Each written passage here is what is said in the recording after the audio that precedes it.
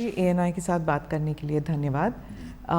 आज जब supreme court ने क्लीन चिट दे दिया मोदी जी को और बाकी आरोपियों को, आपको कैसे महसूस हो रहा है? आप उस वक्त एक MLA थे। देखिए, सबसे पहले क्लीन चिट नहीं है, मैं इसके बारे में बाद में बात करूंगा।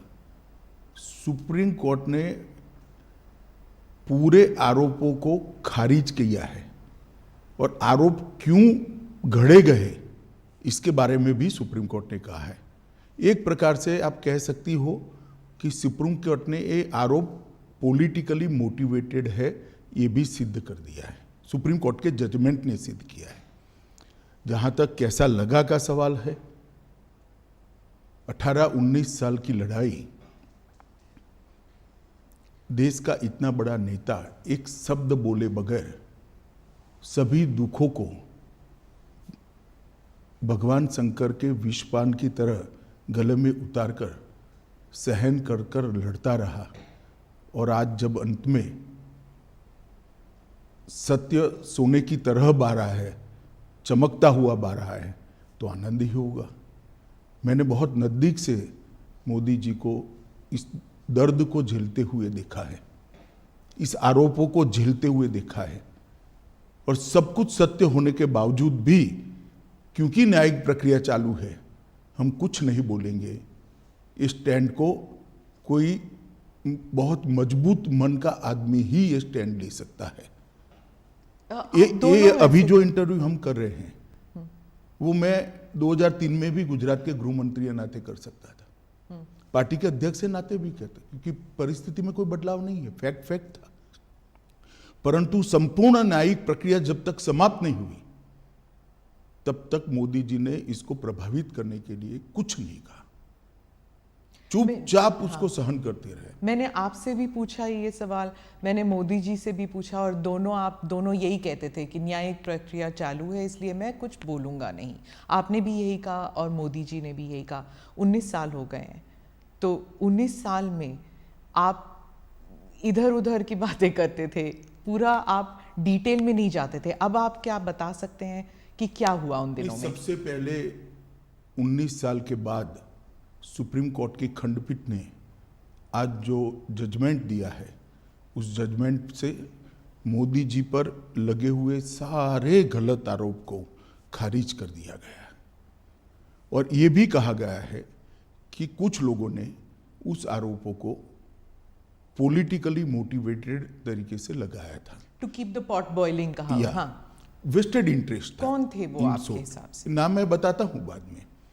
और तीसरा, इससे भारतीय जनता पार्टी की सरकार पर जो धब्बा लगा था वो भी धुला है, और मोदी जी जैसे वैश्विक नेता पर जो गलत आरोप लगाए थे, मैं मानता हूं कि लोकतंत्र के अंदर मोदी जी ने संविधान का सम्मान कैसे हो सकता है, इसका एक आदर्श उदाहरण सभी राजनीति में काम करने वालों लोगों के सामने करा है।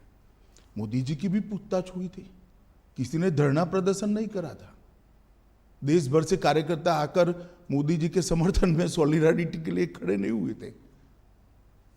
हम कानून को कोऑपरेट किए थे, मेरी भी अरेस्ट हुई थी, कोई धरना प्रदर्शन नहीं करे थे। और जब सत्य इतनी लंबी लड़ाई के बाद बाहर आता है विजयी होकर, तो सोने से भी ज्यादा उसकी चमक होती है।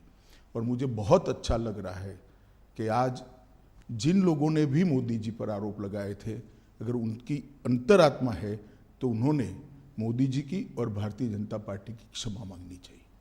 सिर्फ आरोप लगे थे क्या? दंगे हुए तो थे ना? आरोप क्या था? दंगे मोटिवेटेड थे, दंगों में राज्य सरकार का हाथ था, दंगों में मुख्यमंत्री का हाथ था, यहां तक भी कह गए। आरोप ये था, दंगे से कौन इनकार कर रहा है? देश में दंगे कई जगह पे हुए हैं। तो क्या उन दिनों में आप भी थे वहां पर?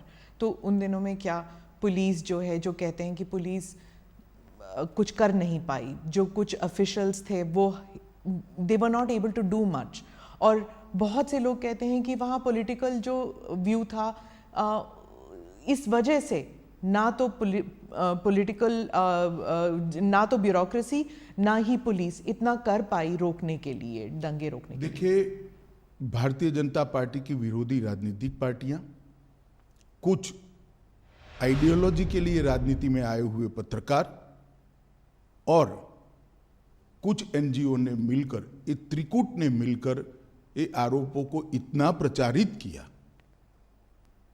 और इसका इकोसिस्टम भी इतना मजबूत था कि धीरे धीरे झूठ को ही सब सत्य मानने लगे। पर उस वक्त तो आपकी सरकार दिल्ली में भी थी और आपकी सरकार गुजरात में भी थी, तो फिर मीडिया को या फिर उन लोगों का नेटवर्क इतना स्ट्रांग कैसे था?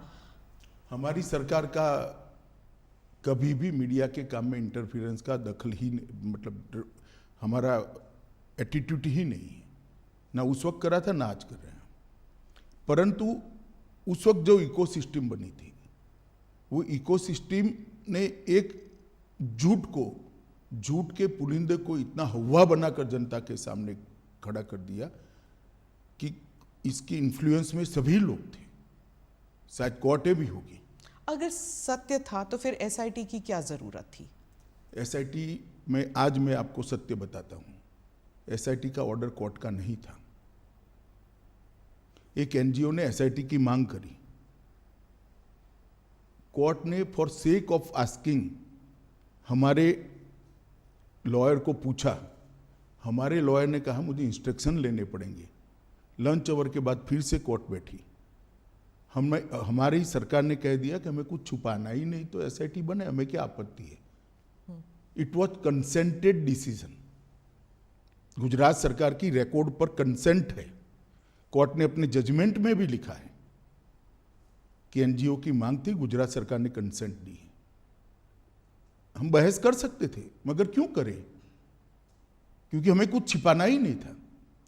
आज जब जजमेंट आया है तब तय हो गया है कि जजमेंट में लिखा हुआ नाम मैं बोलता हूं, एक पुलिस अफसर का नाम दिया है, एक एनजीओ का नाम दिया है और कुछ पॉलिटिकल एलिमेंट्स का नाम दिया है। ये तीनों ने मिलकर जजमेंट के अंदर ये स्पष्ट कर दिया है कि सनसनी खड़ी करने के लिए झूठ बातों को फैलाया गया, झूठ बातों को आगे बढ़ाया गया और झूठे सबूत घड़े गए। एसआईटी को जो जब जवाब लिखवा रहे थे तब भी उनको मालूम था कि ये झूठा जवाब है, जिसको एसआईटी ने भी बाद में कोर्ट के सामने रखा कि ये झूठे जवाब थे और वो जानते थे कि झूठे। आज कोर्ट ने स्पष्ट कर दिया कि सरकार ने दंगा रोकने के लिए भरसक प्रयास किए। कोर्ट ने यह तय कर दिया कि मुख्यमंत्री ने बार बार शांति की अपील की थी। कोर्ट ने यह तय किया घटनाएं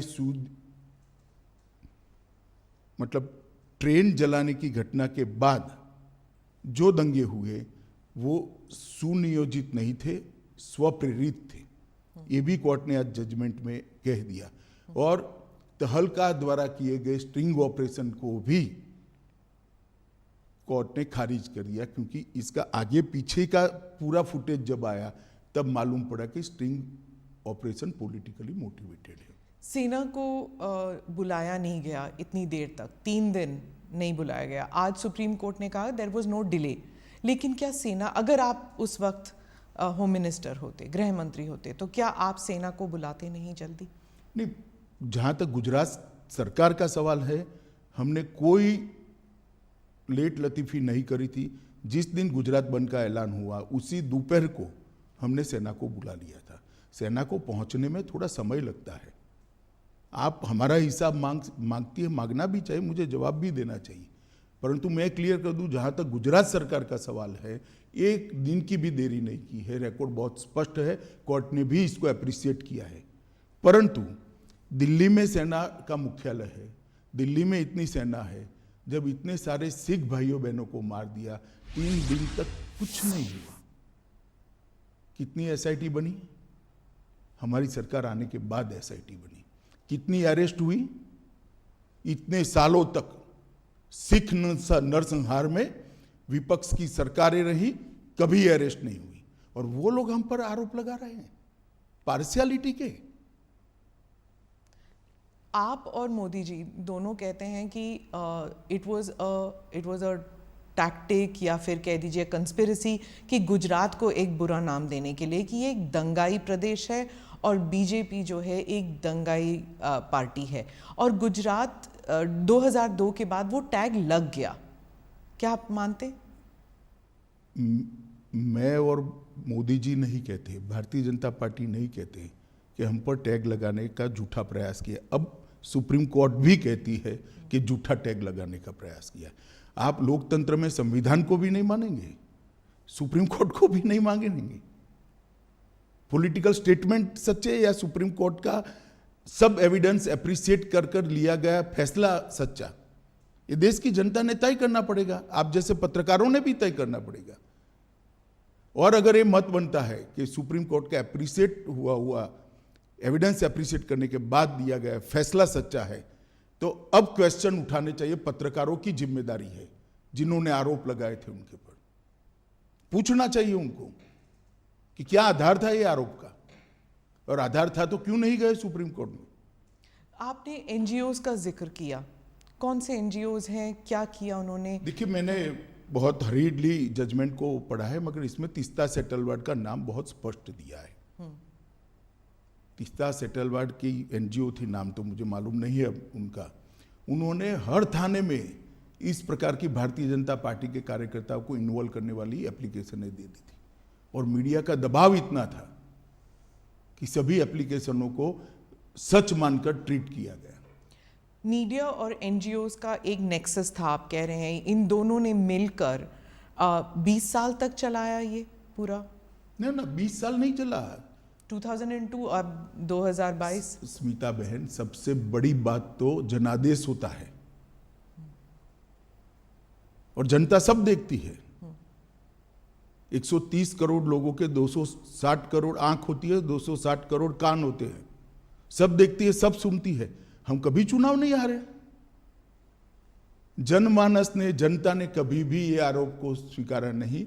मीडिया, एनजीओ और हमारी विरोधी पॉलिटिकल पार्टी आरोपों को चलाते गई। एक चला दिया कि सीडी के बारे में, सीडी लेकर राहुल शर्मा चले गए, वहां पर नोटिंग है, नोटिंग साइड पर रोज काम है, उसने अपने रिकॉर्ड में रखा है, कोई कानून को नहीं तोड़ा है, और सुप्रीम कोर्ट ने भी इसको स्वीकृत किया है।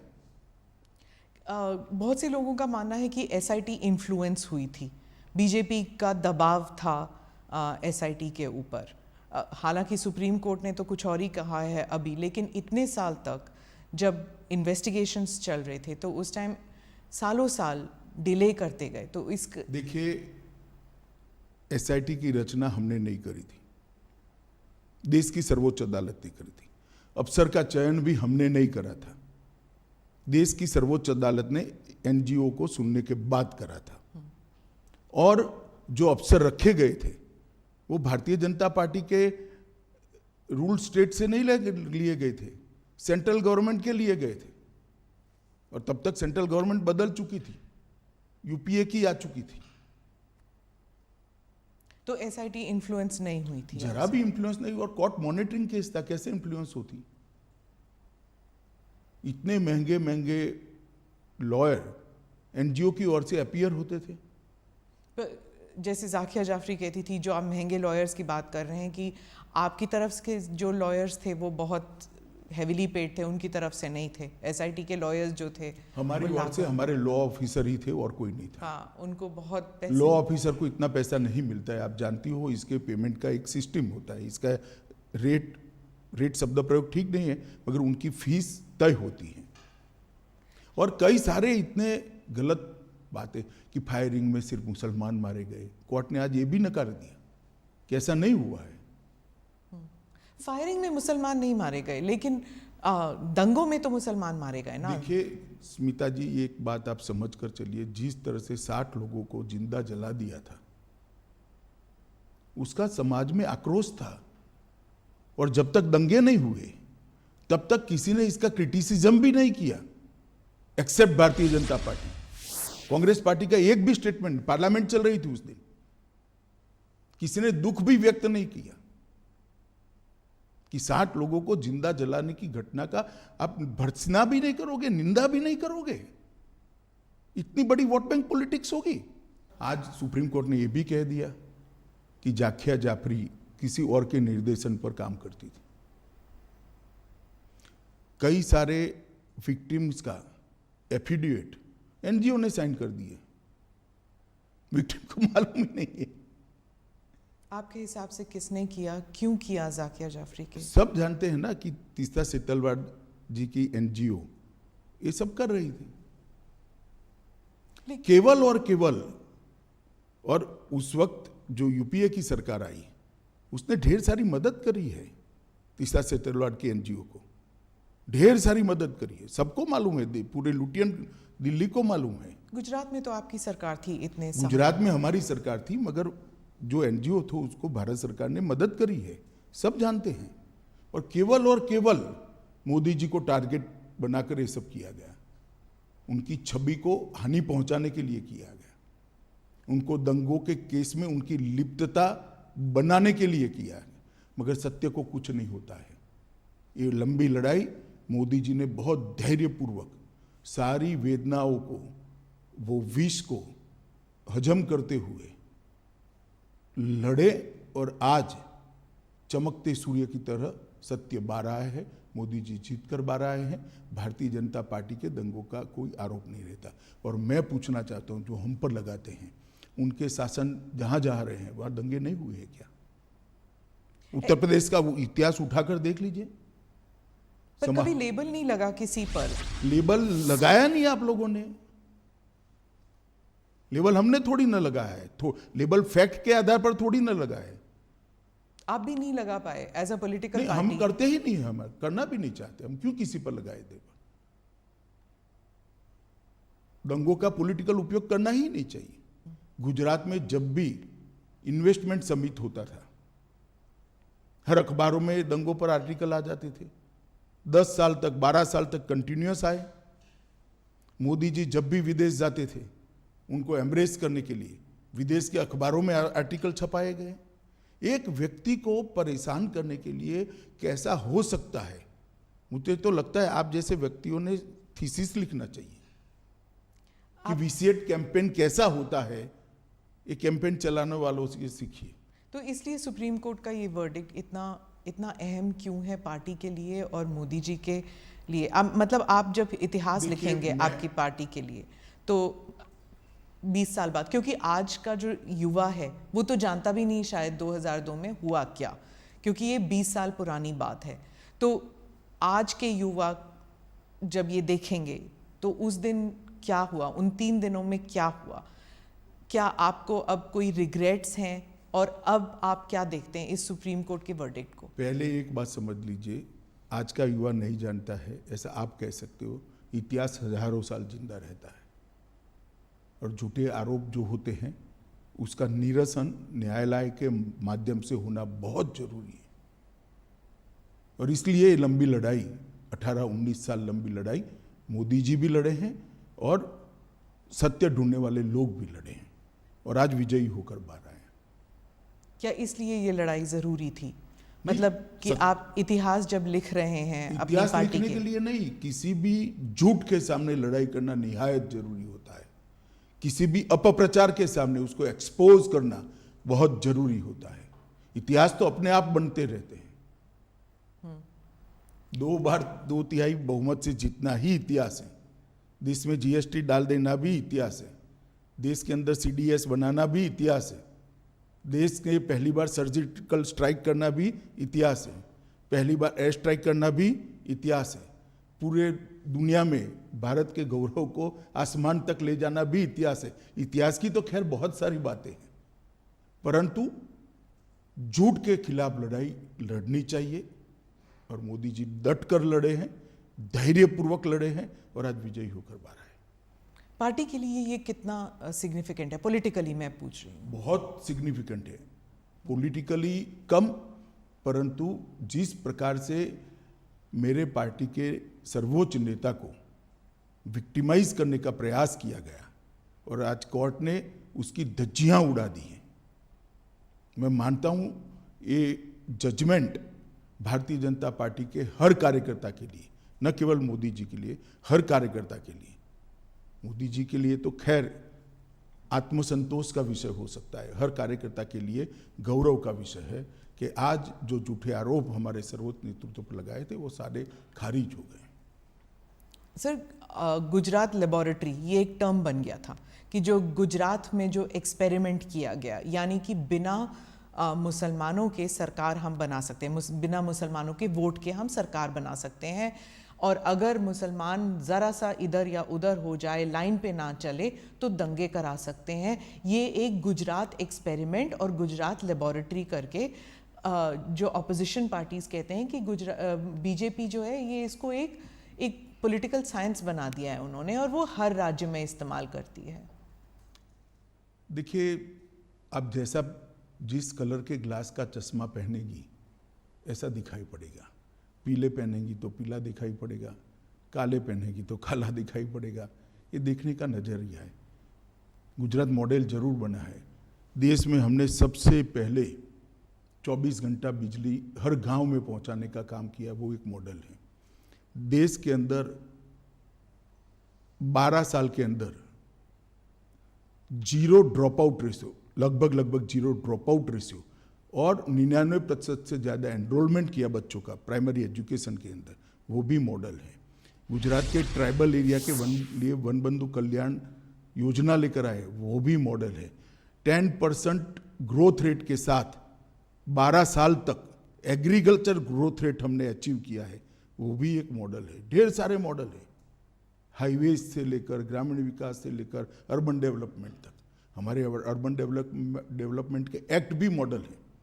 जहाँ तक दंगों का सवाल आप कर रही है, आप एक बात समझ लीजिए, आप इतनी वरिष्ठ पत्रकार है स्मिता बहन, आप कांग्रेस के शासन के जो आपको ठीक लगे वो 5 साल, और भारतीय जनता पार्टी के शासन से जो आपको ठीक लगे वो 5 साल ले लो। कितने घंटे कर्फ्यू रहा, कितने लोग मारे गए, कितने दंगे हुए, और दंगे का ड्यूरेशन क्या था। कंपैरिजन कर लीजिए तो मालूम पड़ जाएगा कि दंगे किसके शासन में ज्यादा हुए। और दूसरी बात, ये दंगा होने का मूल कारण गोधरा की ट्रेन को जला देना था।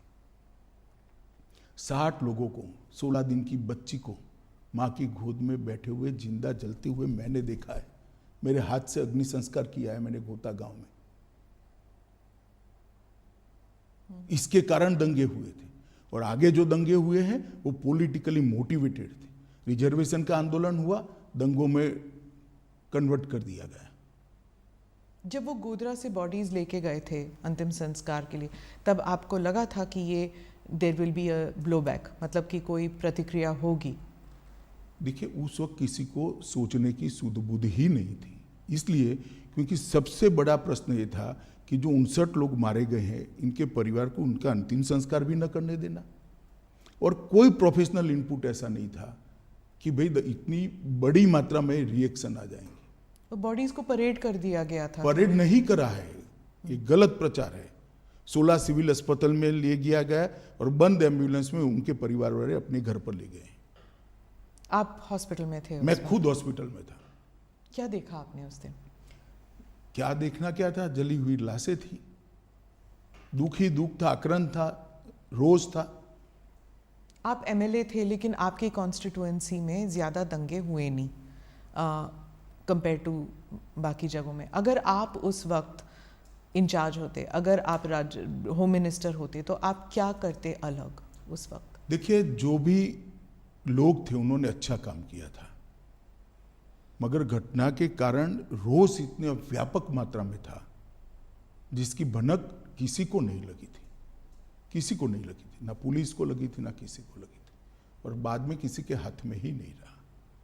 सर, और देखिए, इस बात पर अनेक अदालतों में, एक सुप्रीम कोर्ट के रिटायर्ड जज के कमीशन में सब जगह बहस हो चुकी है।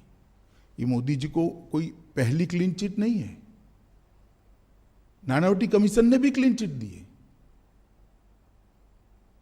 फिर भी एसआईटी बनाई गई। और मोदी जी एसआईटी के सामने कोई नाटक करते हुए नहीं गए थे। कि भी मेरे समर्थन में आ जाओ, गांव गांव से आओ, नहीं आते तो फिर एमएलए को बुला लो, एमपी को बुला लो, एक्स एमपी को बुला लो और धरना करो। पर क्यों नहीं गई बीजेपी, क्यों नहीं गई अब सपोर्ट? हम मानते थे कि हमने न्याय में सहयोग करना चाहिए, न्यायिक प्रक्रिया में सहयोग करना चाहिए। सुप्रीम कोर्ट का ऑर्डर है, एक एसआईटी काम कर रही है। एसआईटी अगर चाहती है मुख्यमंत्री जी को कुछ सवाल पूछना, तो मुख्यमंत्री स्वयं कहते हैं कि मैं कोऑपरेट करने के लिए तैयार हूं। किस चीज का आंदोलन करना है? आंदोलन किस चीज का करना है? ये न्यायिक प्रक्रिया है। हमारे यहाँ कोई भी व्यक्ति न्याय की परिधि से बाहर नहीं है। नहीं, दैट आई एग्री, लेकिन आप खुद कह रहे हैं कि विक्टिमाइजेशन हो रही थी। मतलब आपको आपके खिलाफ जो चल रहा था उस टाइम, मीडिया ट्रायल या एनजीओ, उसके खिलाफ आंदोलन, क्या वो जस्टिफाइड नहीं था? देखिए, ट्रायल के खिलाफ, कोई भी न्यायिक प्रक्रिया के खिलाफ आंदोलन जस्टिफाइड नहीं होता है, क्योंकि हमारा व्यू था वो व्यू सही तभी माना जाएगा जब न्याय की अदालत उस पर थप्पा मारी, मुझे जेल में डाल दिया। तो मैं तो कहता ही था मैं निर्दोष था, परंतु जब न्याय की अदालत ने कहा कि मुझ पर गलत केस किया गया, मुझे फंसाने के लिए पॉलिटिकली मोटिवेटेड साजिश थी सीबीआई की, तब इस पर थप्पा लगता है। मेरे कहने से कुछ नहीं होता। उस वक्त लगा आपको कि पार्टी आपके साथ नहीं है? जरा भी नहीं लगा, पार्टी मेरे साथ ही थी। और आपको उस वक्त लगा कि ये पॉलिटिकल वेंडेटा है कि आपको जेल में डाल दिया? मैं तो भाग्य मानता हूं। क्यों? मैं भाग्य में मानता हूं, और मेरा तो जिन्होंने भी किया भला ही किया है। तो ये आप समझते हैं कि आपकी भलाई में हुआ? कैसे? नहीं, जो हुआ भले के लिए हुआ, बाद में परिणाम अच्छे आए। आपको क्या लगा उस वक्त जब आप जेल में थे? तो कुछ नहीं लगता था, मैं लड़ाई लड़ने का निर्णय आपको किया पता था कि आप बाहर निर्दोष निकल सीता जी, आज के इंटरव्यू का विषय मेरा केस नहीं है। आज के इंटरव्यू का विषय एक इतने बड़े पोटेंशियल लीडर पर, एक राज्य के मुख्यमंत्री पर। आप दोनों साथ थे सर, इसलिए मैं पूछ रही हूँ। 20 साल से आप दोनों एक साथ हैं, गुजरात से लेकर यहाँ तक, दिल्ली तक आना। आप हजारों दोनों लोग का मोदी जी के साथ है, 25-25 साल से, 40-40 साल से। इस केस में नहीं, खास केस में नहीं, भारतीय जनता पार्टी के कार्यकर्ता है नाते। पर ये राइट्स को लेकर जब भी किसी को सोचा जाता है, किसी के बारे में सोचा जाता है, आप दोनों के बारे में, हालांकि आप उस वक्त सिर्फ एक एमएलए थे, लेकिन इस लड़ाई में आप उनके साथ थे हमेशा। नहीं, तो लड़ाई मुझे लड़नी है, क्योंकि ये सत्य की लड़ाई है। मेरी पार्टी पर आरोप लगे, मेरे नेता पर आरोप लगे, मैं क्यों नहीं लड़ूंगा? पर ऑपोजिशन हमेशा कहती है कि दंगे आप करने देते हैं, जब तक लोग डेथ टोल नहीं हो जाता तब तक आप दंगे करने देते, क्योंकि इससे पॉलिटिकल फायदा होता है, पोलराइजेशन। बहन, आप भी वही कर रही हो जो 2003 में मीडिया ने किया था। आपके पास इतनी बड़ी टीम है, भारतीय जनता पार्टी की कोई कम राज्यों में सरकार रही नहीं है। वहाँ पहले कांग्रेस की भी सरकार थी, सपा की भी थी, बसपा की भी थी, तृणमूल कांग्रेस और कम्युनिस्टों की भी है। ठीक है, भारतीय जनता पार्टी का शासन का कालखंड और एवरेज दंगे और एवरेज हताहत होने वाले लोग और उनके कालखंड का आप निकाल दीजिए। आप मैथमेटिकल फॉर्मूला निकाल रहे हैं। मैथमेटिकल फॉर्मूला नहीं कह रहा, अगर हम स्पॉन्सर करते हैं तो दंगे ज्यादा होने वो चाहिए। दिखता नहीं है ना, वही तो वो कह रहे हैं कि आप जब स्पॉन्सर करते हैं देखना तो नहीं दिखता चाहते, आप देखना नहीं चाहते कि भाजपा के शासन में दंगे कम होते हैं। दंगे जब होते हैं, वो कह रहे हैं, ऑपोजिशन कहती है दंगों से फायदा होता है बीजेपी को, पोलराइजेशन से पॉलिटिकल फायदा होता है, इलेक्टोरल फायदा होता है। तो फिर हम ज्यादा कराते हैं, दंगे तो कम हो रहे हैं। मैं गुजरात पे वापस आती हूँ, क्योंकि आप गुजरात स्पेसिफिक इंटरव्यू आपने कहा कि आप और किसी चीज़ पर बात नहीं करना चाहते, सिर्फ गुजरात पर बात करना चाहते हैं। आप मुझे बताइए कि अब आप 20 साल अगर आपको रिवर्स पे देखना पड़े तो क्या मोदी जी कर सकते थे जो उन्होंने नहीं किया? ऐसा है, सब कुछ किया है। मैं तो बहुत नजदीक से देख रहा था। इतने डिटेल में शायद ही किसी मुख्यमंत्री ने काम किया था। एक थाने की स्ट्रेंथ 100 पुलिस की होती है, 150 पुलिस की होती है। एडिशनल फोर्स लो तो 400 पुलिस की हो गई, और 2 लाख लोगों का जमघट है। क्या कर सकते हैं आप? इसको कंट्रोल करते करते समय लगता है। टीयर गैस, लाठीचार्ज, ये सब हुआ है, फायरिंग हुआ है, 900 लोग फायरिंग में मारे गए। तीसरे दिन नहीं, दूसरे दिन भी हुआ है। पहले दिन तो सवाल ही नहीं था, घटना थी। दूसरे दिन भी फायरिंग हुआ है, तीसरे दिन भी हुआ है। परंतु सरकार को भी व्यवस्थाएं करने में और जो स्केल बन गया, उस स्केल को पहुंचने में थोड़ा समय लगता है। और मैं आपको बताना चाहता हूं कि मुझे पूरा मालूम है, इस वक्त गिल साहब भी हमारे यहाँ आए थे हमारी मदद में, मोदी जी की सरकार की मदद में। गिल साहब भी आए थे। गिल साहब के साथ मैंने भी डिनर करा है। उन्होंने कहा इससे ज़्यादा प्रॉम्प्ट एक्शन मेरे जीवन में मैंने नहीं देखा है। और उन्होंने पंजाब एक्शन देखा हुआ था। हाँ, कि इससे ज़्यादा न्यूट्रल और प्रॉम्प्ट, दो शब्द प्रयोग थे, न्यूट्रल और प्रॉम्प्ट एक्शन मैंने मेरे जीवन में पुलिस की करियर में नहीं देखा है। फिर भी आरोप लगाए, गिल पर ही लगा दिया आरोप। अब जो पिटिशनर्स हैं वो कह रहे हैं उन्हें न्याय नहीं मिला सुप्रीम कोर्ट के, जाकिर जाफरी, क्या उन्हें न्याय मिला है? आपको क्या लगता है? मैं निश्चित रूप से मानता हूं एक ही जजमेंट सेशन कोर्ट में आया। इसके खिलाफ आपने हाई कोर्ट में अपील की, हाई कोर्ट ने कड़ाई से, सेशन कोर्ट से ज़्यादा कड़ाई से कहा। इसके खिलाफ आपने सुप्रीम कोर्ट में अपील करी, सुप्रीम कोर्ट ने इससे भी कड़ाई से करा। फिर भी आप स्वीकार नहीं करते हो तो क्या कर सकते हैं? और दूसरा, डेट जिसने ली है, इसका रिकॉर्ड न्याय की अदालतों में पड़ा हुआ है, देख लेना चाहिए जिसको भी इंटरेस्ट है उसने। हर बार एनजीओ ने डेट ली है। लंबा खींचना, इश्यू को पेंडिंग रखना। क्यों? क्योंकि मोदी जी पर आरोप लगता रहे। तो जस्टिस वो नहीं चाहते थे, वो पॉलिटिकल वेंडेटा चाहते थे, क्या ये कह रहे हैं आप? पॉलिटिकल गेन चाहते थे। मैं जाकिया जी की बात नहीं कर रहा, जो एनजीओ साथ में लगे थे, जो पॉलिटिकल पार्टियां एनजीओ को फंडिंग कर रही थी और जो मीडिया के ग्रुप एनजीओ को प्रसिद्धि दे रहे थे, वो लोग। सर मुझे बताइए कि 2002 के बाद और इस न्यायिक प्रक्रिया के बाद क्या लेसन्स हैं? क्योंकि मंथन तो होता है आपकी पार्टी में और गवर्नमेंट में भी, सरकार में भी, तो क्या लेसन्स आप सीख चुके हैं इससे, क्या कि ऐसे अब कभी ना हो? ढेर सारे सुझाव आए हैं। वो सारे सुझाव, मैं ही गृह मंत्री था, मोदी जी ही मुख्यमंत्री थे। गुजरात पुलिस ने अपनी कार्यपद्धति के अंदर इनकॉर्पोरेट कर दिए गए हैं। ट्रेनिंग मॉड्यूल भी बदले गए हैं, सूचना प्राप्त करने की पद्धति को भी बदला गया है, सूचना का ग्रेडेशन करने की नई सिस्टम इवॉल्व कर दी गई है, और सूचना ग्रेडेशन करने के बाद इसके अनुरूप एक्शन क्या होंगे, इसकी भी एक एसओपी बनाई गई है।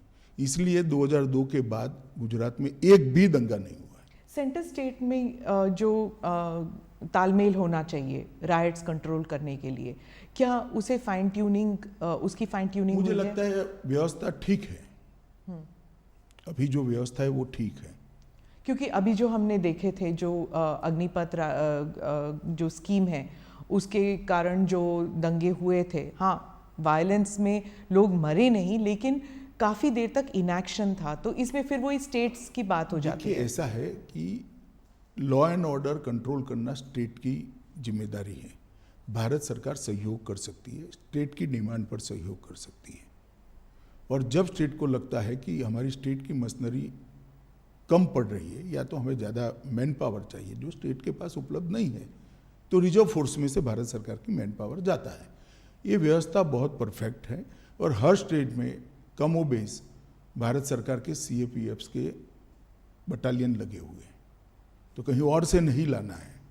मानो बिहार है तो एसएसबी हमारी तुरंत घंटों में पहुंच सकती है। पर उसमें भी कहा जाता है कि पॉलिटिकली हो जाता है मोटिवेट, जैसे ममता जी कहती हैं कि जो सेंट्रल फोर्सेस हैं वो पॉलिटिकल आदेश पर काम करती हैं। स्मिताबेन, ममता जी को ना आप समझा सकते हो ना मैं समझा सकता हूँ, छोड़िए, इसके आधार पर एडमिनिस्ट्रेशन कैसे तय होगा। पॉलिटिकल बातें करने के लिए हर एक को इस देश में स्वतंत्रता है।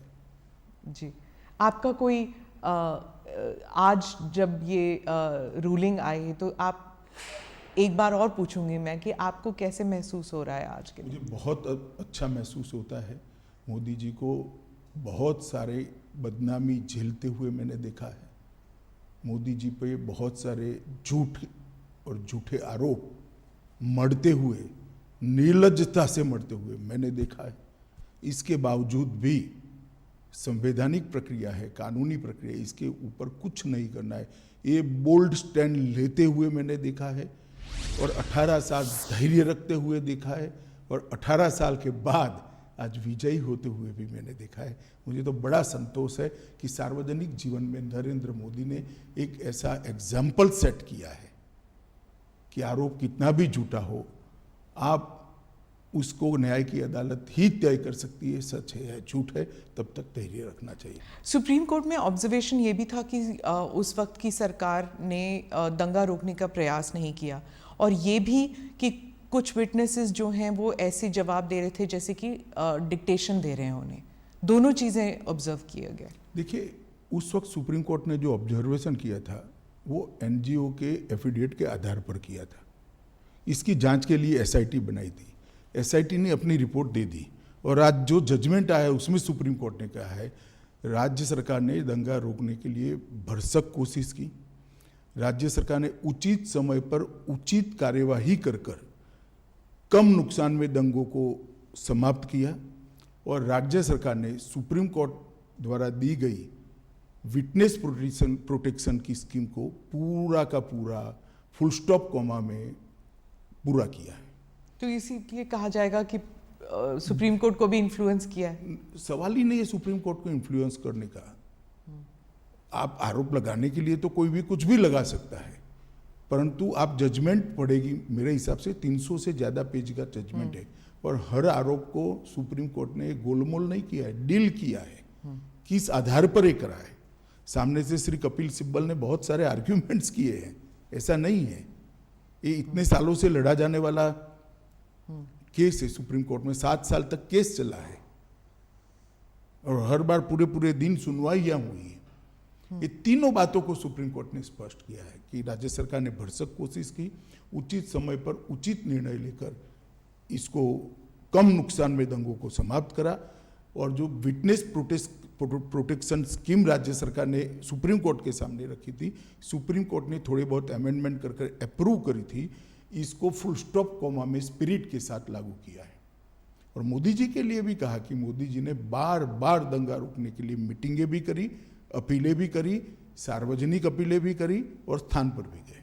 ये सभी चीज़ों को आज सुप्रीम कोर्ट ने नोट किया है। तो मैं मानता हूं कि एक भी आरोप जो एनजीओ ने लगा था वो टीका नहीं है।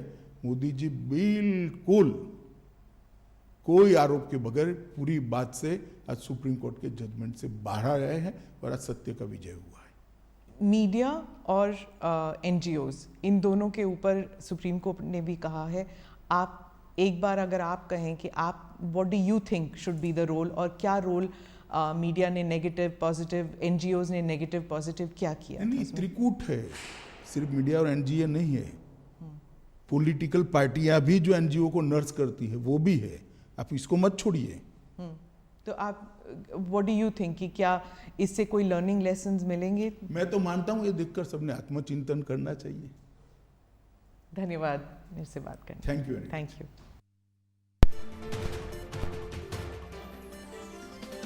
ત્યારે અમિત શાહ દ્વારા એક ઇન્ટરવ્યૂ આપવામાં આવ્યો જેમાં એસઆઈટીની રચના અમે નથી કરી, કોર્ટે કરી તેવું શાહ દ્વારા કહેવામાં આવ્યું। સુપ્રીમ કોર્ટ દ્વારા પીએમ મોદીને જે ક્લીન ચીટ આપવામાં આવી તેના વિશે જે સમગ્ર મામલો રહ્યો તેના વિશે અમિત શાહ દ્વારા નિવેદન આપવામાં આવ્યું। આ ઇન્ટરવ્યૂની અંદર કહેવામાં આવ્યું કે આરોપો રાજકીય રીતે કરાયા હતા તે સ્પષ્ટ છે। જે 2002ના રમખાણો હતા તેમાં પીએમ મોદીને ક્લીન ચીટ આપવામાં આવી હતી એસઆઈટી દ્વારા અને તેના વિરુદ્ધ એક અરજી કરવામાં આવી હતી સુપ્રીમ કોર્ટની અંદર, જેના પર ચુકાદો આપતા સુપ્રીમ કોર્ટે જે તમામ આરોપો હતા તેને રદ કર્યા છે। સુપ્રીમ કોર્ટના ચુકાદાથી મોદીજી પરના જે તમામ આરોપો છે તે દૂર થયા હોવાનું પણ અમિત શાહ દ્વારા જણાવવામાં આવ્યું। કેન્દ્રીય ગૃહમંત્રી અમિત શાહ દ્વારા જે વાત કરવામાં આવી આ ઇન્ટરવ્યૂની અંદર, મેં પીએમ મોદીના દર્દને નજીકથી જોયું છે તેવું અમિત શાહે કહ્યું છે। ગુજરાતના રમખાણોને રાજનૈતિક ચશ્માથી જોવામાં આવ્યા હોવાનું પણ અમિત શાહ દ્વારા નિવેદન આપવામાં આવ્યું।